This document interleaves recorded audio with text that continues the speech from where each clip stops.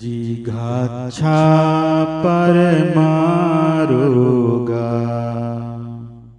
संखारा परमादुखा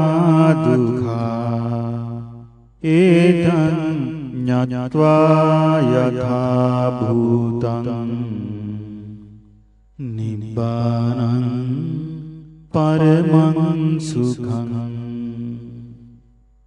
බඩගින්න යනු ලොව ඇති මහා බලවත් රෝගයක්මයි සංස්කාරයන් පැවැතුම මහා බලවත් දුකක්මයි මෙයයි දැනගත යුතු සොඳින් ඒ අමා මහා නිවන නම් මහා උත්තම සපක්මයි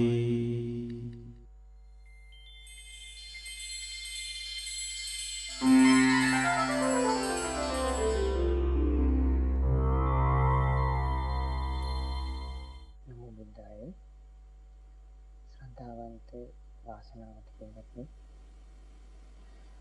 අපගේ බුදුරජාණන් වහන්සේ මේ ලෝක සත්‍යය කෙරෙහි හිතසුව කැමැතිව යහපත පිණිස යහපත කැමැතිව උන්වහන්සේ තමන්ගේ ජීවිතේ කැපකලී මේ මිනිස්යාගේ යහපත සැපත නිසා. උන්වහන්සේ ඒ වෙනුවෙන් දිවා රාත්‍රී නොබලා දුර මග ගෙවාගෙන මිනිසුන් දිසා උන්වහන්සේ ධර්මයේ කියලා දුන්නා. ඒ ලෝක සත්‍යය කෙරෙහි කරුණාවෙන්. ඉතින් ඒක උන්වහන්සේ විහිස බැලුවේ නැහැ. උන්වහන්සේ අවවැස බැලුවේ නැහැ. බොහෝ දුර ගෙවාගෙන සමහර අවස්ථාවල උන්වහන්සේ වෙනුවෙන් සමහර විට එක පුද්ගලයෙක් වෙනුවෙන් කිසිප දිනයක් වෙනුවෙන් උන්වහන්සේ ධර්මයේ දේශනා කරන්න උන්වහන්සේගේ ජීවිතේ මුළු කාලෙම කැප කරේ විදිහට. ඉතින් පින් ඇති මිනිසුන් පින් තියෙන මිනිසුන් සොයාගෙන බුදුරජාණන් වහන්සේ ධර්ම දේශනා කරනකොට පින් ඇති මිනිසුන් ඒ ධර්මයේ අවබෝධ කරගන්නවා. ඉතින් උන්වහන්සේ දකින්න සමහර අයට පින තියෙනවා ධර්ම අවබෝධ ලබන්න. සමහර අයට පින තියෙනවා පිරිනිවන් පාන්න. සමහර අයට පින තියෙනවා සුගතිය උපදින්න. ඉතින් ඒ වෙන මිනිසුන් උදෙසා තමයි බුදුරජාණන් වහන්සේ තමන් වහන්සේගේ අවබෝධ කරගත් ධර්මයේ දේශනා කළේ. ඉතින් එවැනි පින් ඇති මිනිසුන් එකල දඹදිව සිටියා. ඉතින් එවැනි පින් ඇති දුප්පත් මිනිසෙකු නිසා උන්වහන්සේ ඒ අසරණ මිනිසයා දිසා ධර්ම දේශනා කරන්න වැඩි අවස්ථාවක් අපිට ධර්මයේ සඳහන් වෙනවා. ඉතින් අද අපි ශ්‍රවණය කරන්නේ එවැනි ධර්ම අවබෝධ කරපු දුගී දුප්පත් මිනිසෙක්ගේ කතා වස්තුවක් ශ්‍රවණය කරන්නේ. බුදුරජාණන් වහන්සේ ඒ දිනවල වැඩ සිටියේ සවැත් නුවර ජේතවනාරාමේ. උන්වහන්සේ මේ ලෝක සත්‍යය දෙස මිදිරි උදෑසනම සෑම දවසකම මිදිරි උදෑසනම ලෝ බලනකොට උන්වහන්සේ එක එක පින් ඇති මිනිසුන් ධර්ම අවබෝධ කරන වාසනාව තිබෙන මිනිසුන් උන්වහන්සේට පෙනෙනවා. ඉතින් එවැනි වාසනාව තිබිච්ච මිනිසෙක් සවැත් නුවරට සතපුන් 30ක් විතර දුරින් අලව් නුවර කියන ප්‍රදේශයේ මේ දුගී දුප්පත් මිනිසෙක් ඉන්න. බුදුරජාණන් වහන්සේ දැක්ක මේ මිනිසයාට අද දවසේ මේ මිනිසයා මේ අසරණ මිනිසා තමන් වහන්සේගේ ධර්මය අවබෝධ කරගන්න වාසනාව තියෙනවා. ඒ උන්වහන්සේ මේ මිනිසයා කෙරේ කරුණාවෙන් මේ මිනිසයා උදෙසාම උන්වහන්සේ මහා සංඝරත්නය පිරිවරාගෙන මුදල් උදෑසනින්ම ඒ අලව් නුවරට මහා සංඝරත්නය පිරිවරාගෙන වැඩියා. ඉතින් අලව් නුවරේ මිනිසුන් හරි සතුටටපත් වුණා. බොහෝම කාලයකට පස්සේ බුදුරජාණන් වහන්සේ මේ අපගේ ප්‍රදේශයට වැඩම කළේ මහා සංඝරත්නයත් සමග. ඉතින් මිනිස්සු බොහෝම සතුටින් දම්පැන් පිළියෙල කරගෙන දම්පැන් සකස් කරලා බුදුරජාණන් වහන්සේ ප්‍රමුඛ මහා සංඝරත්නයට දානීය පූජා කරා. ඉතින් මේ දුප්පත් මිනිසයාට ඒ යලවුනුවර හිටපේ ඒ ධර්මය අවබෝධ කරගන්න වාසනාව තියෙන මිනිසයාට මේක ආරංචි වුණා. මේ මිනිසයාට කැමැත්තක් ඇති වුණා බුදුරජාණන් වහන්සේ බොහෝ කාලයකට පස්සේ වැඩි මටත් බණ ටිකක් ධර්මයේ අහන්න තියෙනවා බණ ටිකක් අහන්න තියෙනවනේ කියලා ඒ මිනිසයාට බොහෝ කැමැත්තක් ආසාවක් ඇති වුණා. ඉතින් මේ මිනිසයා සූදානම් වුණා. නමුත් එවෙලෙම මේ මිනිසයාගේ දරුවෙක් මෙයා ගාවට ඇවිල්ලා කියනවා අප්පච්චි අපගේ මේ ගවගාලේ ඉන්න මේ ගොනෙක් වටිනාම ගොනා අද මේ කැලේට ගිහිල්ලා තියෙන හොයාගන්න නැහැ. මේ ගවයාව හොයාගන්න ඕනේ. මේ ගොනාව හොයාගන්න ඕනේ. ඉතින් මේ මිනිස්සයා කල්පනා කරා මම පළමුවෙන්ම කරන්න ඕනේ මොකද්ද? බුදුරජාණන් වහන්සේගෙන් ධර්මය අහනවද? එහෙම නැත්නම් පළමුවෙන් මේ ගුණ හොයනවද? ඉතින් ඒකල පින්වත්නි ගවයෙක් කියලා කියන්නේ බොහොම වටිනා වස්තුවක්. විශේෂයෙන්ම ගවයන් සිටින ගව පිරිසක් සිටින මිනිසුන් සිටිනවා නම් ගවයේ සිටිනවා නම් යම් කිසි දෙසරක ඒක පිළිගත් එක්කල සමාජයේ ධනවත් බවක් ඇටියට. ඉතින් මේ මිනිස්සයා කල්පනා කරා මේ ගවයා බොහෝ ප්‍රයෝජනවත් කෙනෙක් මට. මම පළවෙනිම කරන්න ඕනේ මේ ගවය හොයාගන්න ඕනේ. එහෙම නැත්නම් මට කරදර වෙන්න පුළුවන්. මට පාඩු වෙන්න පුළුවන්. මම බුදුරජාණන් වහන්සේ ධර්මයේ අහන්න කලින් පළමුවෙන්ම මේ ගවය හොයාගෙන එනවා.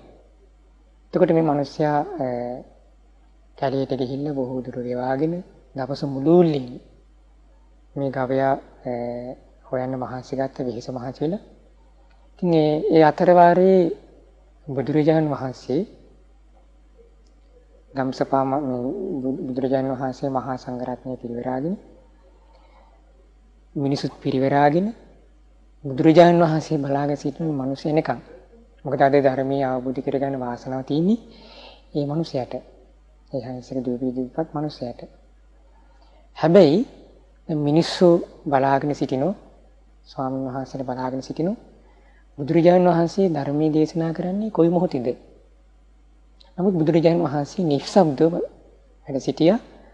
මොකද මේ ධර්මයේ දේශනාවේ ප්‍රයෝජන ලබන්නේ අර ගවයෙක් පසුපස යන අර මිනිසයා. ඉතින් බුදුරජාණන් වහන්සේ නිශ්ශබ්ද වැඩ සිටියා මේ මිනිසෙන් එක. ඉතින් මේ මිනිසයා දවස මුළුල්ලේම බොහෝ වෙහෙස මහන්සි වෙලා අවසානයේ අර ගුණාව හොයාගෙන ගවයා හොයාගෙන ගව ගාලෙන් තියලා ගෙදර යන එකත් පැත්තකින් තියලා ඇඟපත හොද ගන්න එකත් පැත්තකින් තියලා කෑම ගන්න එකත් පැත්තකින් තියලා මේ මිනිස්සුන්ට කැමැත්ත ඇති වුණා. දැන් බුදුරජාණන් වහන්සේ අඩුම ගානේ වන්දනාවත් කරගන්න මම මේ අවස්ථාව කරගන්න ඕනේ. දැන් මේ මිනිස්සෙක් බුදුරජාණන් වහන්සේ ධර්ම දේශනා කළා නැවත වඩින්න නැති. ඉතින් මේ මිනිස්සයා කල්පනා කරා එහෙනම් ඉක්මනටම ගිහිල්ලා අඩුම ගානේ බුදුරජාණන් වහන්සේ වන්දනාවත් කරගන්න තියෙනවනේ. ඒකත් මට ලොකු දෙයක් මේ වෙලාවේ හැටියට. ඉතින් මේ මිනිස්සයා දුවගෙන ගියේ බුදුරජාණන් වහන්සේ ඉන්න තැන හොයාගෙන. නමුත් බුදුරජාණන් වහන්සේ මේ මිනිස්සයා එනකන් තමයි එතන වැඩ සිටියේ. ඉතින් මේ මිනිස්සයා දුවගෙන ඇවිල්ලා මහන්සිවත් හරින්න නැතුව බුදුරජාණන් වහන්සේට වන්දනා කළ ආදරයෙන් ගෞරවයෙන් පැත්තකින් වාඩි වෙලා සූදානම් වුණා බණ අහන්න. නමුත් බුදුරජාණන් වහන්සේ දුටුවා මේ මිනිස්සයා බොහෝ විහිස මහන්සි වෙලා ඉන්නේ. ආහාර පානක් නැහැ ඇඟට. කුසගින්නේ වැඩි, මහන්සිය වැඩි, තෙහිට්ටු වැඩි. ඉතින් එහෙම වුණොත් මේ මිනිස්සයාට මේ ධර්ම දේශනාවෙන් ප්‍රයෝජනයක් ලබන්න අපහසුයි. මේ ධර්ම දේශනාවට සූදානම් නැහැ. ඒ නිසා සූදානම් නැති ස්වභාවයක් තමයි කයින් පෙන්වු කරන්නේ. කය තෙහිට්ටු වැඩි, මහන්සි. ඒ නිසා මේ ධර්ම දේශනාවෙන් ප්‍රයෝජන ගනීද? ඉතින් බුදුරජාන් වහන්සේ එහෙම කල්පනා කළා. මිනිස්සු අමතලා අහනවා ඔබ දානි පූජා කළා. ඒ දානි ඉතිරි වෙච්ච ආහාර තිබෙනවද? එතකොට මේ මිනිස්සු කියනවා භාග්‍යවතුන් වහන්සේ ඉතිරි වෙච්ච ආහාර තියෙනවා. අනේ එහෙනම් මේ අර අහිංසක මිනිස්සයාට මේ ආහාර ටිකක් දෙන්නේ. මේ ඒක ලොකු දෙයක් කිව්වා. එතකොට මිනිස්සු මොකද කරේ? අර අහිංසක මිනිසයා කුස පිරෙනතුරු කැඳ ආදී බත් වලින් බඩගිනි නිවෙන විදිහට හොඳට ආහාර පාන සංග්‍රහ කළා. දැන් අර මිනිසයා ආහාර අරගෙන දැන් කයේ වේදනාව, කයේ අපහසු නැහැ. ඒ වගේම කුස ගින්නේ නැහැ, වෙහෙස මහසේ නැහැ, තෙහෙට්ටුව නැහැ. දැන් ගතට පහසුවක් තියෙනවා, සිතට පහසුවක් තියෙනවා. දැන් අර මිනිසයා හොඳට අත පය හොදගෙන ආයමත් බුදුරජාණන් වහන්සේට වන්දනා කළා. එතනින් වාඩි වුණා. එතකොට බුදුරජාණන් වහන්සේ අර මිනිසයා අරමුණු කරගෙන පිරිසටම ධර්ම දේශනා කළා.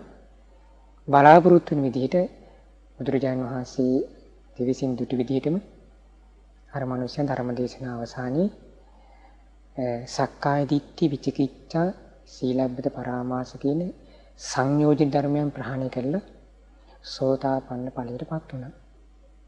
එතකොට ඒ ධර්ම දේශනාවේ ප්‍රයෝජන ලැබුවේ ධර්මයේ අවබෝධ කරගන්න වාසනාව ලැබුණේ අර දුගී දුප්පත් මිනිසයාට. ඉතින් බුදුරජාණන් වහන්සේ ධර්ම දේශනා කළ ඉවර වෙලා ආයමත් භික්ෂු සංඝයා පිරිවරාගෙන සවැත් නුවර ජේතවනාරාමයට වැඩියා. ඉතින් ස්වාමීන් වහන්සේලා දුටුවා අද විශේෂත්වයක් වුණා. බුදුරජාණන් වහන්සේ කවදාවත් නැති ආකාරයේ විදිහට අද මිනිස්සෙක් උදෙසා ආහාර පාන සංග්‍රහ කළා. මිනිස්සෙක් උදෙසා ඒ මිනිසයා උදෙසා ධර්ම දේශනා කරා. මොකද මේ වෙනස? ඇයි මේ විශේෂත්වය? කියලා සංඝයා අතර කතා වෙනවා. බුදුරජාණන් වහන්සේට මේක දැනගන්න ලැබුණා. බුදුරජාණන් වහන්සේ ඒ වෙලාවේ එතනට වැඩම කළා.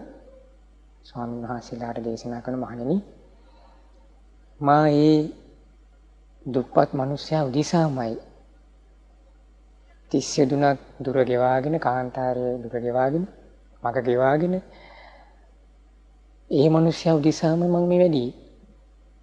ඒ මොකද හේතුව අද ධර්ම දේශනාවේ මාගේ ධර්මය අවබෝධ කරගන්න වාසනාව තියෙන්නේ මේ මිනිස්සට නිසා.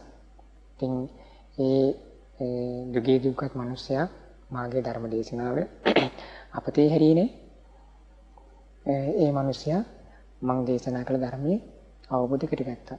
ඉතින් ඒ මිනිසයා උදෙසාම තමයි මම 32 දුර ගෙවාගෙන මේ වැඩි. එතකොට පින්වත්නි, අපිට කතා වස්තුවෙන් පැහැදිලි වෙන දේ තමයි බුදුරජාණන් වහන්සේගේ ධර්ම දේශනාව. එහෙම නැත්නම් බුදුරජාණන් වහන්සේගේ ඒ විශේෂ ලක්ෂණය. මොකද උන්වහන්සේ ධර්මයේ අවබෝධ කරලා දේශනා කරන්නේ යම් කෙනෙක් අවබෝධ කරගන්නවා අවබෝධ කරගන්නේ කියන අදහස මූලික කරගෙන. අනේ මේ සත්‍ය මේ ධර්මය අවබෝධ කරගන්න ඕන කියන අදහස. එතකොට උන්වහන්සේ ඒ වාසනාව තියෙන්නේ කවුද? ඒ කුසලතාවයේ තියෙන්නේ කවුද?